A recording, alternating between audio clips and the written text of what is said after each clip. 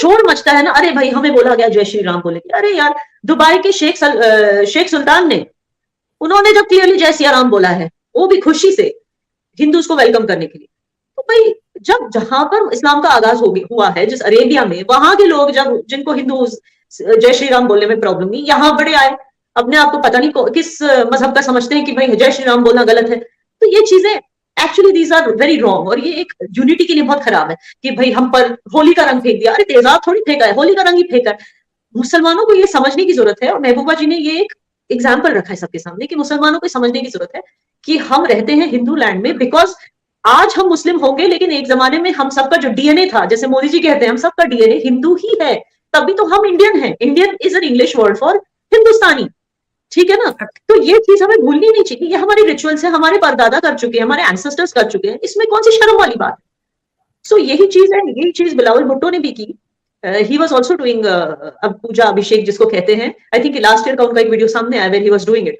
So it's a very nice gesture, indirectly that अगर एक leader दिखा रहा है कि मुझे भाई इस चीज में कोई प्रॉब्लम नहीं, तो उसके फॉलोअर्स भी ये समझते हैं कि इस चीज में कोई प्रॉब्लम नहीं, तो it's a very good thing. और हिंदू मुस्लिम यूनिटी के लिए लीडर्स को ये करना चाहिए एंड रेगुलरली करना चाहिए। जैसे अगर it's not a big deal कि डॉक्टर फारूक अब्दुल्ला साहब ने अपनी फोटो लगा दी सोशल मीडिया पे, फर्स्ट क्लास में हज पे जा रहे हैं। आप सोचिए कश्मीर में because of no employment, lack of employment की वजह से यंगस्टर्स जो हैं वो खुदकुशी कर रहे हैं, झेलम रिवर से कूद के कितने केसेस सामने आए। अच्छा मैं मानती हूँ कि इसमें गवर्नमेंट की फेलियर है, लेकिन फारूक अब्दुल्ला क्या करेंगे, सुबह उठेंगे बीजेपी को गाली देंगे, एनजी गवर्नमेंट को गाली देंगे, सो जाएंगे। लेकिन कितना पैसा खर्च करते हैं वो एक फर्स्ट क्लास टिकट में, हज पे जा रहे हैं एक फर्स्ट क्लास टिकट पे। और वही अगर वो इकोनॉमी से गए होते और वो पैसा किसी गरीब को दिया होता, कम से कम उसकी बच्ची या बच्चा मरने से बच सकता था। I am just giving you example. तो मैं बता रही हूँ कि सोशल मीडिया पे फर्स्ट क्लास की टिकट चेपने का क्या मतलब है, इससे किसी को क्या हेल्प होगी। लेकिन महबूबा जी ने जो किया उससे जो है हिंदू मुस्लिम यूनिटी बरकरार रह सकती है। So it's a big thing, these leaders must understand what they post and what they don't post on social media makes a big difference to the masses. अच्छा क्या ना आपने कहा कि महबूबा मुफ्ती के इस कदम से हिंदू मुस्लिम यूनिटी मेंटेन हो सकती है, बरकरार हो सकती है, लेकिन जो 1986 में मुफ्ती मोहम्मद सईद के सर जो अनंतनाग का जो ये इतना बड़ा उनके ऊपर जिम्मा है, जो कुछ भी हुआ अनंतनाग में, आपको नहीं लगता कि अगर आज वो हिंदू मुस्लिम यूनिटी को लेकर आगे इनिशिएटिव्स ले रहे हैं, तो जो आई एम श्योर कि उनके सामने सारी चीजें हुई हैं, उनको पता है सारी चीजें, तो आपको नहीं लगता कि उनको जो कुछ भी हुआ पास्ट में उसके लिए उनको जो कश्मीर के हिंदू उनसे माफी मांगनी चाहिए आगे नई शुरुआत करने के लिए? देखिए पास्ट में जो हुआ ना, तब कौन सी गवर्नमेंट थी और आज कौन सी गवर्नमेंट है, फर्क है। आज वो गवर्नमेंट है, आज एक हिंदुस्तानी गवर्नमेंट है।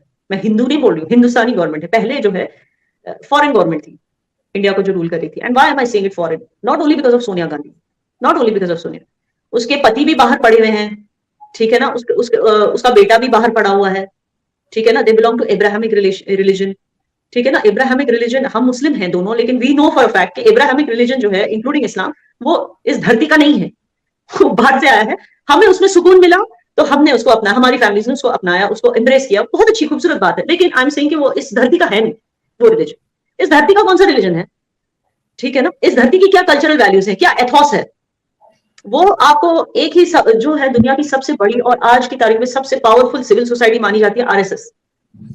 हमारा जो कल्चर है वो आरएसएस में है, ये बात सच है। चाहे हम हिंदुस्तानी मुस्लिम है या हिंदुस्तानी हिंदू है या हिंदुस्तानी क्रिश्चियन है या हिंदुस्तानी सिख है, हमारा जो कल्चर है, संस्कृति है, वो आरएसएस में है, ठीक है ना। वो पिछली गवर्नमेंट में नहीं था। और ये मैं नहीं कह रही हूँ, ये दुनिया को पता चल रहा है।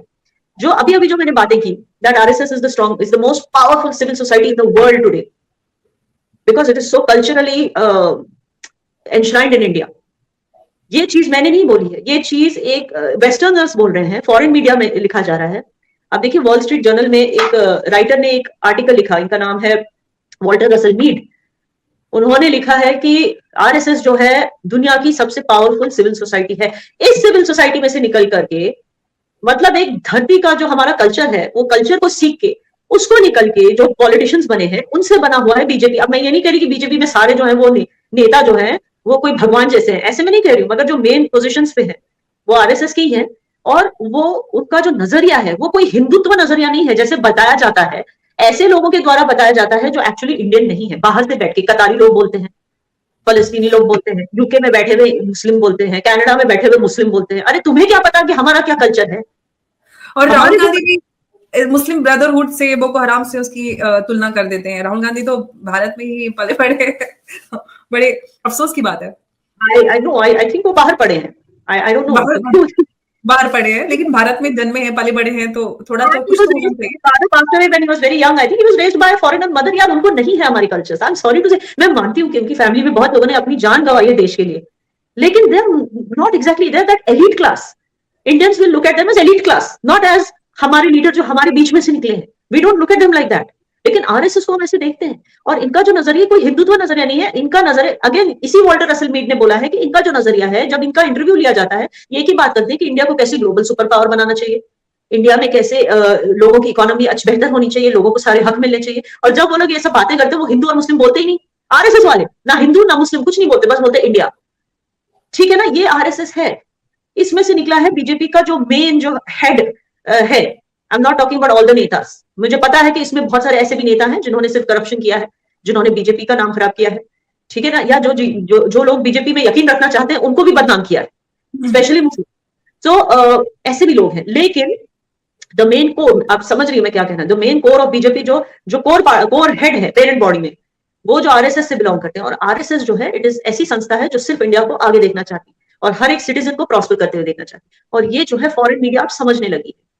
तो अब क्या है, when you are living with people जो who are majority Hindus, and when you know कि आरएसएस एक ऐसी संस्था है जो किसी को अपीज नहीं करती, ठीक है ना, मुसलमानों को अपीज नहीं करती, इसका ये मतलब नहीं कि हिंदू को अपीज करती है।